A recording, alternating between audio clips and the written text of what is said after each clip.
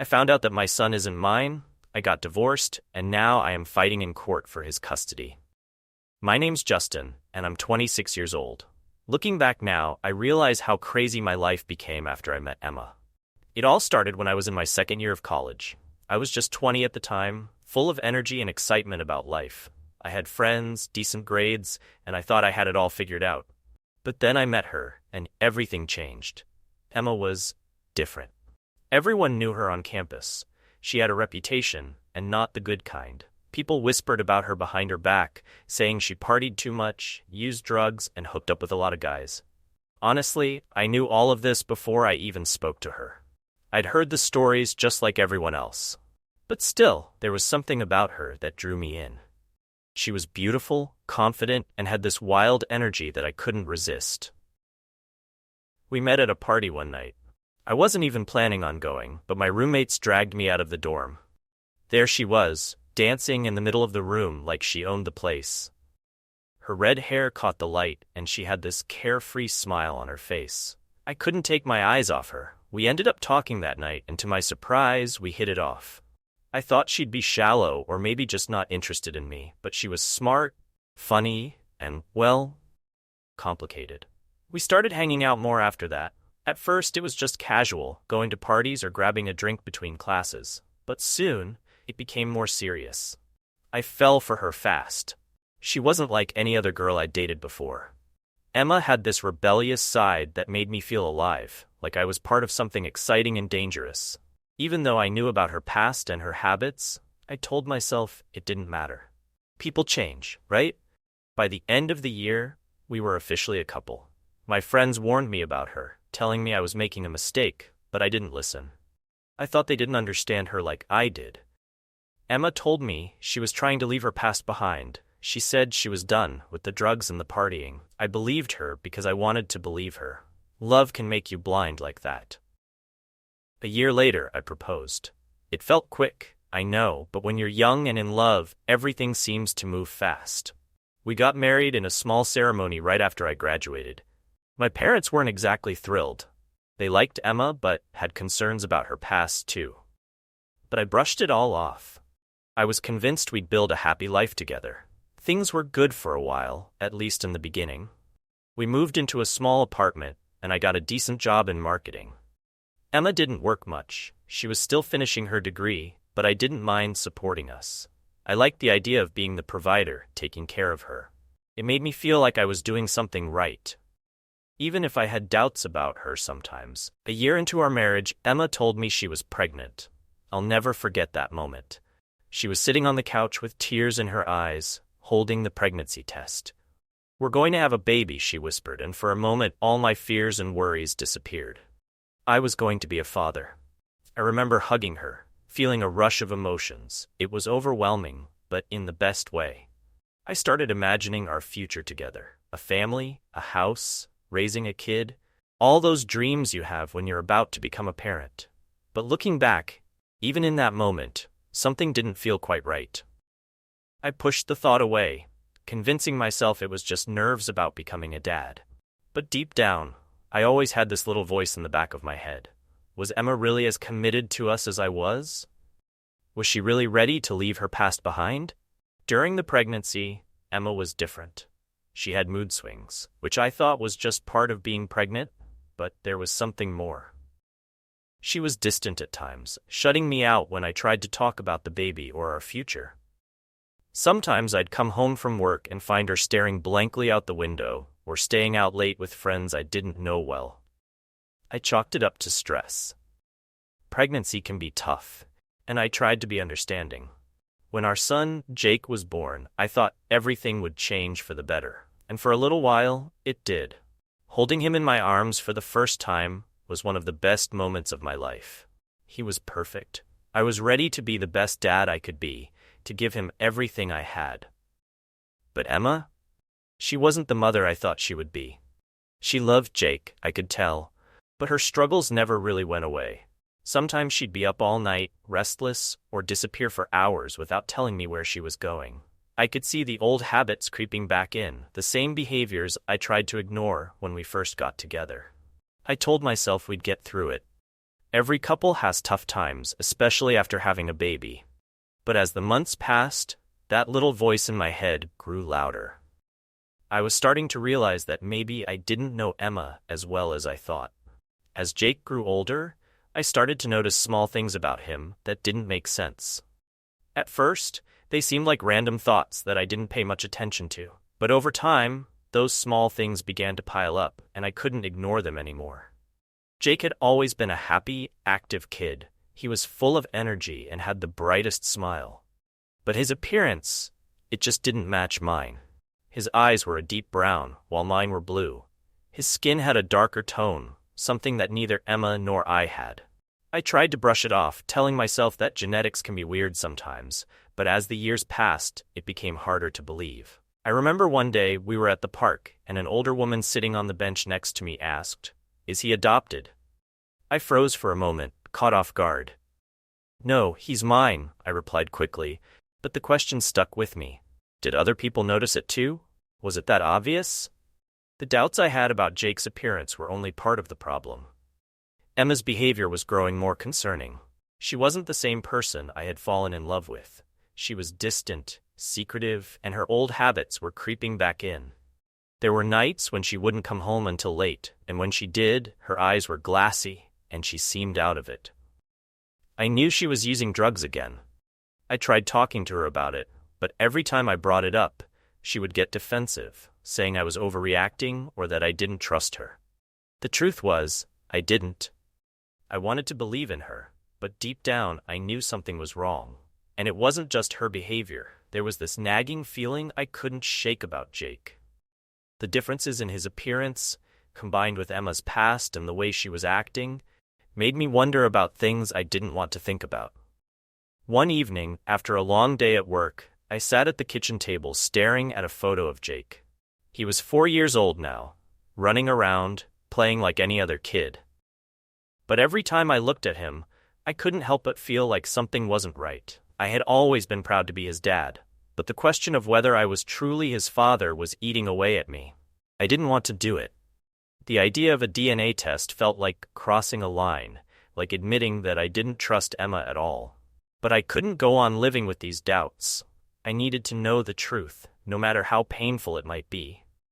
A few days later, while Emma was out, I took Jake to a clinic and had a DNA test done. I told myself it was just to put my mind at ease, that everything would come back fine and I could stop worrying. But deep down, I was terrified of what the results might say.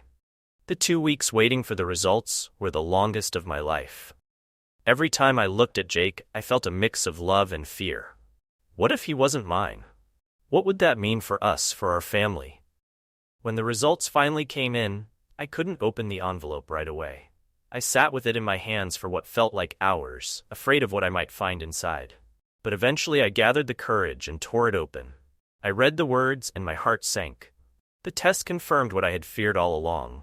Jake wasn't biologically mine. The world around me seemed to collapse. My hands shook and I felt a deep ache in my chest. I couldn't believe it. 4 years.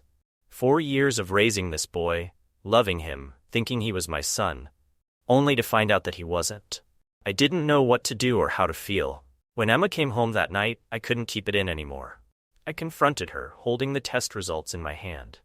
"I know," I said, my voice trembling. "I know Jake isn't mine." She froze, her eyes wide with shock. For a moment, she didn't say anything, just stared at me, like she was trying to figure out what to say. Finally, she broke down and started crying. "I'm sorry, Justin," she sobbed. "I didn't mean for it to happen." "Who is he?" I asked, trying to keep my voice steady, but it was hard. My whole world was falling apart in front of me. "Who is Jake's father?" Emma wiped her tears and confessed. "It was a mistake. I was with someone else, a guy from university. We hooked up a few times before we got serious. I thought it was over before you and I started dating, but I guess I was wrong. I didn't know for sure, and I didn't want to lose you." Her words hit me like a punch to the gut. I had always known Emma had a past, but hearing that she had cheated on me with someone from her college days, and that Jake was the result of that, was too much. I couldn't believe this was happening. I felt betrayed, humiliated, and heartbroken all at once. "You should have told me," I said, my voice low but filled with anger. You let me believe he was mine for 4 years. 4 years, Emma. She kept apologizing, but the damage was done. There was no going back. I didn't know how to feel about Jake anymore. I loved him like my own son, but now that I knew the truth, everything felt different. The trust I had in Emma was completely shattered. That night, I slept on the couch, unable to look at her. My mind was racing with questions I didn't have answers to. What was I supposed to do now? How could I keep going, knowing the truth? I had no idea what the future held, but I knew one thing. Everything had changed. The days after the DNA test felt like a blur. I was angry, confused, and heartbroken all at once.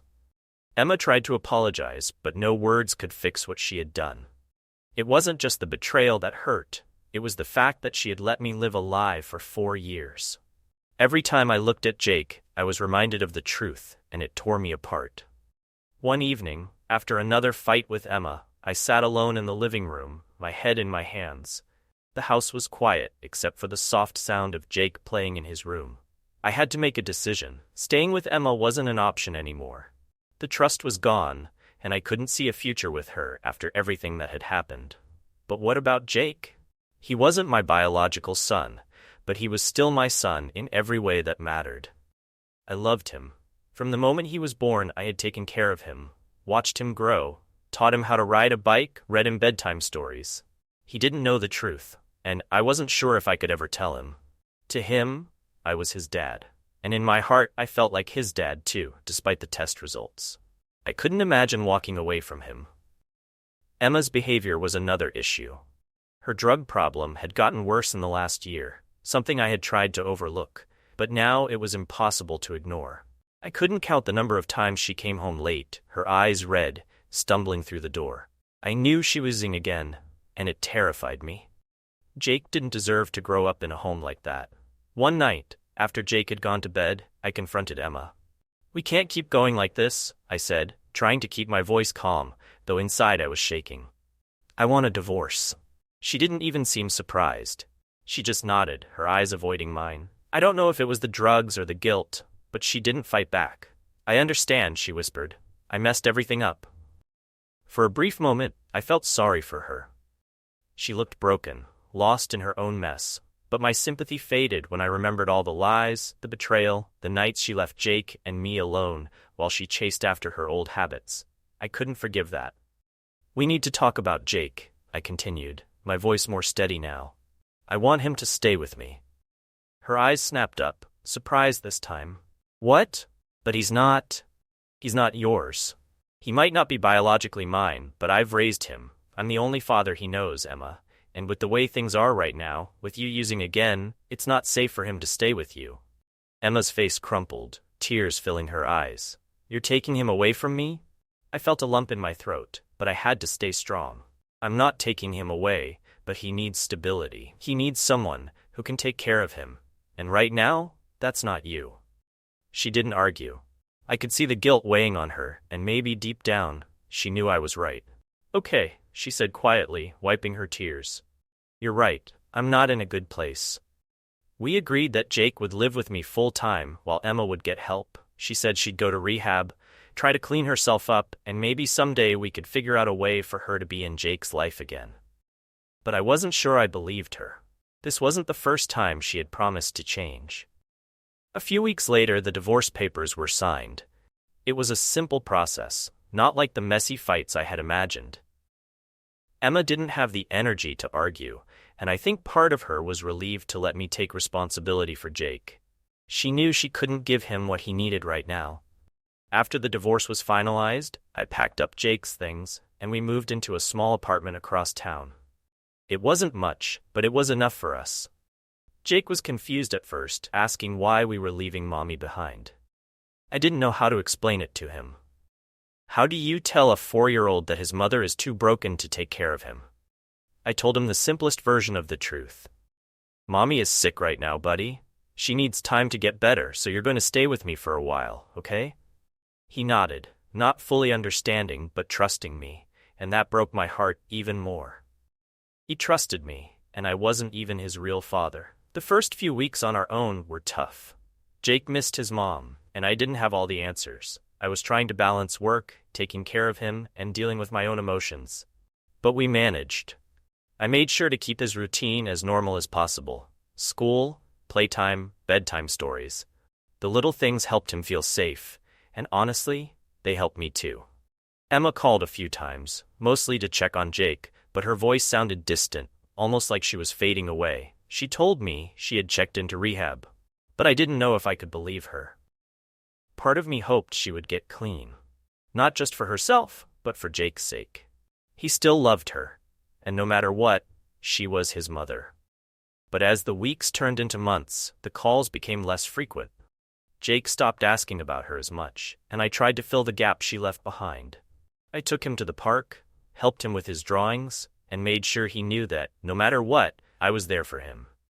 Despite everything, I didn't regret my decision. I knew I had done the right thing.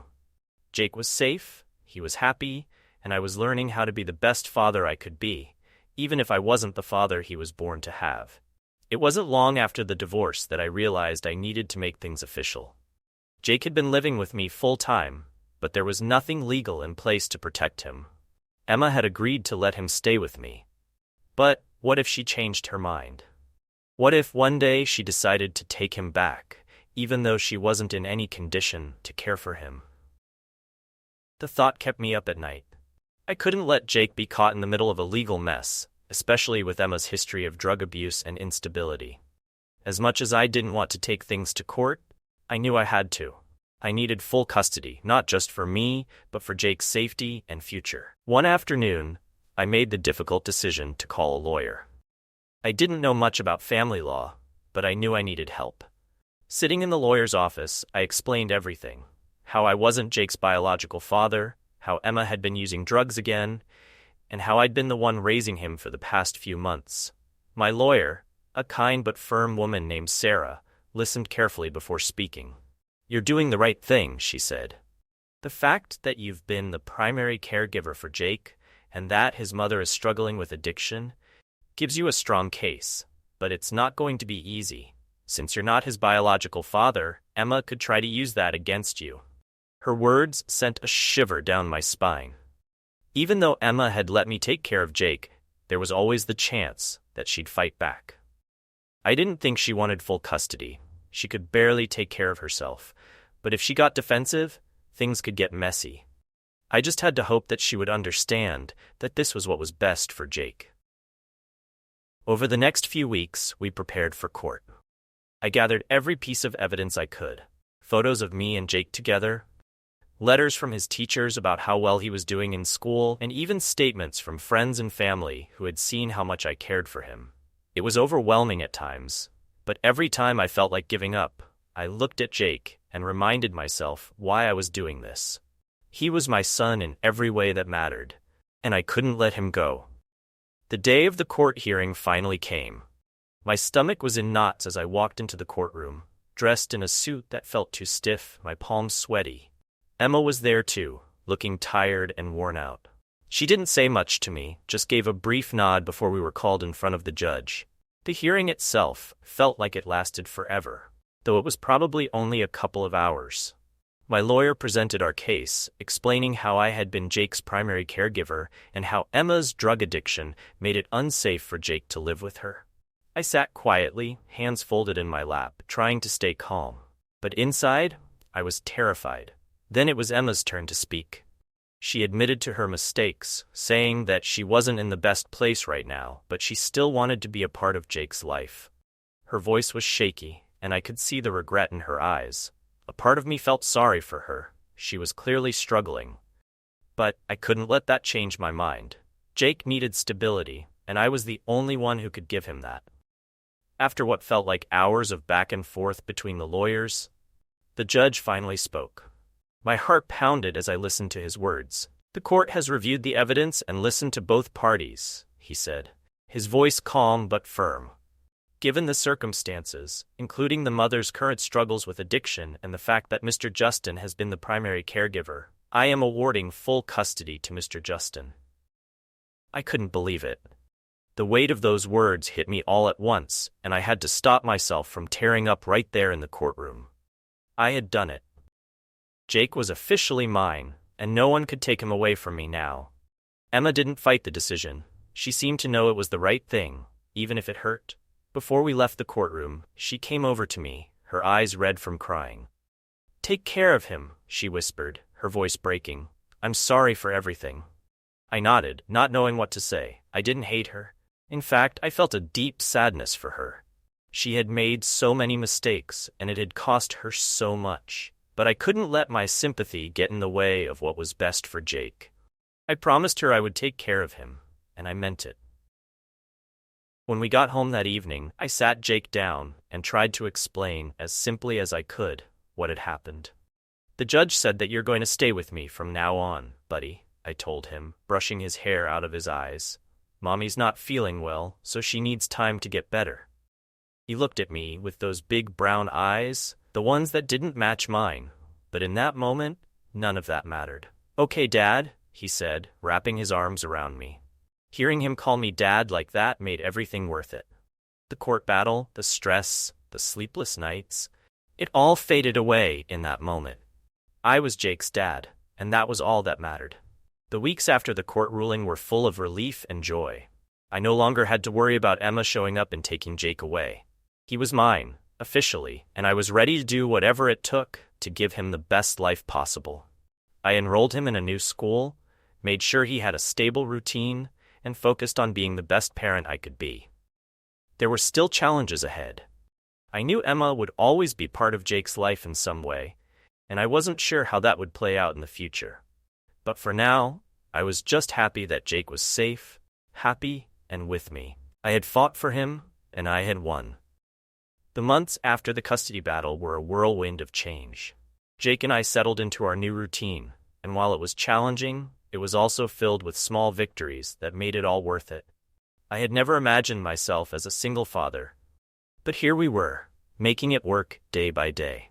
Emma's presence in our lives faded quickly. She had promised to get better, but old habits die hard. She ended up in more trouble with the law, and not long after the custody hearing, I heard through mutual acquaintances that she had been arrested for drug trafficking. The news hit me hard, not because I was surprised, but because it was another confirmation of how far she had fallen. Jake didn't ask much about her. He was young, and I wanted to keep his life as normal as possible. The first few weeks on our own were a mix of excitement and exhaustion. I found myself juggling work, taking care of Jake, and managing our new household. Cooking, cleaning, helping with homework. It was a lot, but I was determined to be there for him in every way I could. Jake seemed to adjust well, though. He was resilient, and his laughter brought light to even the toughest days. One of the biggest changes was our new home. The small apartment we had moved into felt more like a fresh start than a permanent place. It was cozy, and I spent weekends fixing it up, making it feel like ours. Jake had his own little corner with his toys and books, and I tried to make sure he felt comfortable and loved. I found a new job that allowed me to have more flexible hours. It wasn't as lucrative as my old job, but it gave me the time I needed to be with Jake. I was determined to be present in his life, not just financially but emotionally as well.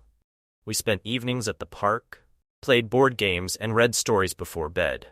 Every night, as I tucked him in and kissed him goodnight, I felt a sense of fulfillment I had never known before. As the months turned into a year, our lives slowly started to feel normal. We had our ups and downs, like any family, but we were building something new together. Jake was thriving in school, making friends, and showing interest in new activities. He took up soccer, and I loved watching him play on the weekends. Seeing him run around with that big smile on his face made everything seem worth it. Occasionally, I'd hear from old friends or family asking how Emma was doing, and I'd give them the brief update. She was still struggling, still in trouble. I had made the decision to cut ties with her completely, both for my own sanity and for Jake's sake. It was hard to reconcile the woman I once loved with the person she had become. But I had to focus on what was best for my son. There were moments when the weight of being a single parent felt heavy. The loneliness of not having someone to share the responsibilities with, the worry about whether I was doing enough for Jake, these feelings were constant companions. But through it all, I found comfort in the small moments we shared. The simple joys of watching Jake grow and knowing that I was the one guiding him through life were enough to keep me going. One particular evening stands out in my memory. Jake had come home from school excited about a project he had been working on, a model of the solar system. He had put his heart into it, and seeing the pride in his eyes when he showed it to me was incredible. We spent hours discussing the planets, and I marveled at how much he was learning and growing. In those moments, I realized that despite everything, we had created a beautiful life together. Our little apartment was starting to feel like home. I decorated it with photos of us, framed drawings Jake made, and little mementos from our adventures. Every corner of it held memories and reminders of how far we had come. It wasn't perfect, but it was ours. Sometimes I'd find myself reflecting on the past, on the whirlwind of emotions and the challenges we faced. I missed the life I thought I would have with Emma, but I had made peace with it. The pain of the past was there, but it no longer controlled me. I had found a new purpose and a new sense of happiness in being Jake's father. Jake and I celebrated milestones together, his birthdays, school achievements, and holidays. We created our own traditions, like baking cookies for Christmas and having a summer picnic at the park. These moments were precious, and I cherished every one of them. Looking back, I realized that while the path we took wasn't what I had planned, it was the right one for us. I had fought hard for Jake's custody, and it had paid off. He was growing up in a stable, loving environment, and I was grateful every day for the opportunity to be his father. The journey had been far from easy, but it had also been incredibly rewarding. Watching Jake grow into a happy, confident child made every struggle worthwhile. I knew we had a long road ahead of us, but as long as we were together, I felt like we could handle anything that came our way. And so, as we continued to build our life together, I knew that no matter what challenges lay ahead, we had each other. That was all I needed to face the future with hope and optimism. Jake and I were starting anew, and this time, we were doing it right. Thank you for watching. Don't forget to like, subscribe, and hit the notification bell so you never miss our next video. See you next time.